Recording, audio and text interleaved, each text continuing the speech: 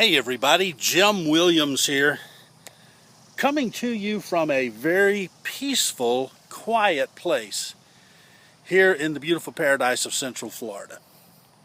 I'm standing in the middle of Mount Peace Cemetery.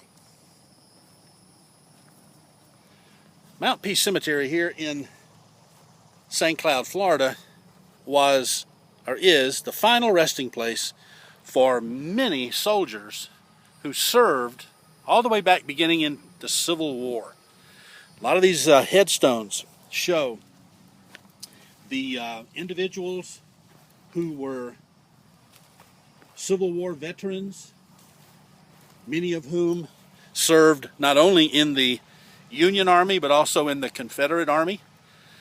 This particular place is unique in that not only do we have graves here from veterans from way back in the Civil War days, all the way up through the Spanish-American War, World War I, World War II, Korea, and so on. But also there are other prominent graves here as well. Joining me today is a very familiar face as we wander around here and look at all of these interesting headstones.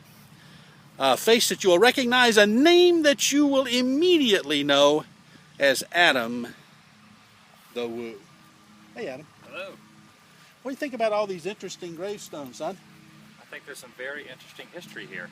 I'm sure you probably already expressed the name of the place as Mount Peace. Mount Peace. And the ironic thing about this area of Florida is there actually aren't any mountains. So there really is no degree of altitude that would be considered a mountain. So I'm not really sure where the mountain comes into. That's a good point. That's a good point. Maybe it's named after some other cemetery somewhere that It could very had well a be. lot more significance. Doing a little quick internet research, there are a number of Mount Peace cemeteries all across the United States and maybe even the world for that matter. We were trying to figure out if the gravestones were actually put together by degree of which war the soldier served in. St. Cloud, Florida is also known as Soldier City. Yep.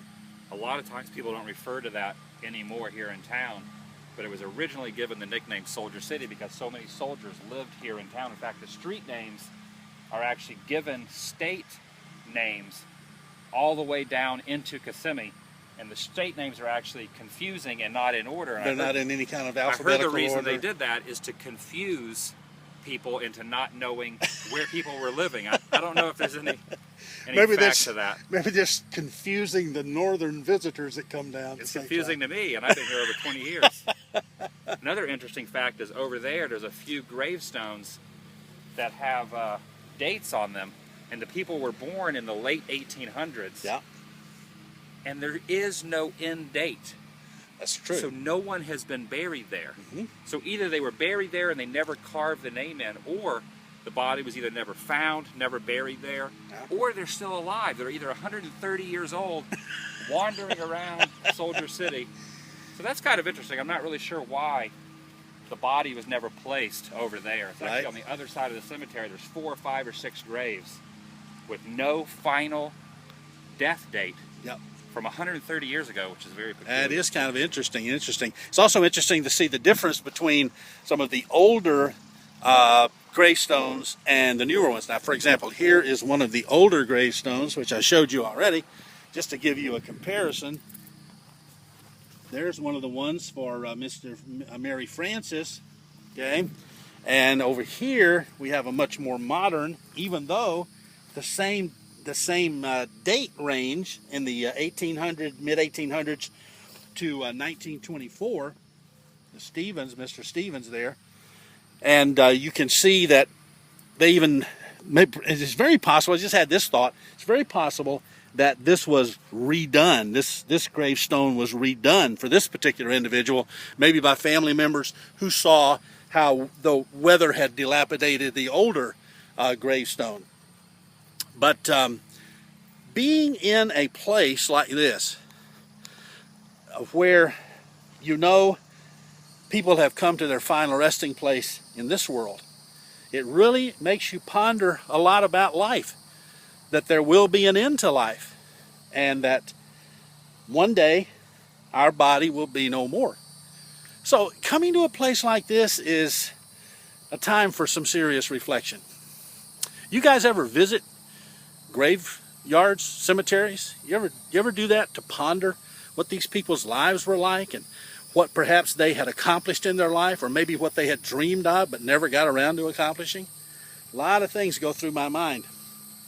I have actually, in my lifetime, stood by gravesides because I used to administer funeral services and graveside ceremonies for people who had passed away, and to see the grief and the anguish of those who were grieving the person who had passed away, as well as the joy on many occasions as they reflected their memories, was always an emotional time. And again, coming here reminds me of my own parents, for example, visiting their gravesite. Always a sombering time. You ever face those kinds of times? You ever think about life and death and things of that nature? It comes to your mind often. It comes to my mind often. Well, we are still wandering around. Find something interesting, son? One little interesting tidbit over here. Okay. You were talking about how the gravestones back in the day compared to now have changed with what they write on the gravestones as far as the dates. Right, and right. The text. People want to leave a little memento about their life. Right. Well, here's one here that actually does not have a date.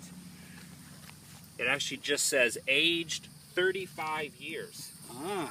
So really, unless you did some research, Florence Phillips, I believe that is. Yeah. How would we know when she was born and when she died? That's the only thing it says is aged 35 years. So just 35, yeah. Only 35 years old. But it's very interesting because this doesn't have a date either.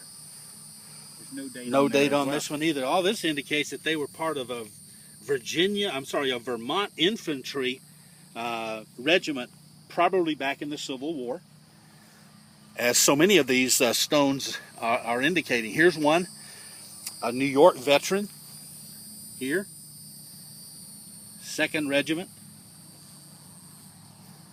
All interesting. Oh, one yes. Other little thing about this one too, you'll notice that the headstone has actually been dismounted off of where it was supposed to be sitting, and has been sitting here so long it's actually wedged itself in the ground over time. Yeah. And the ground has actually grown up almost around the headstone to provide its own stand.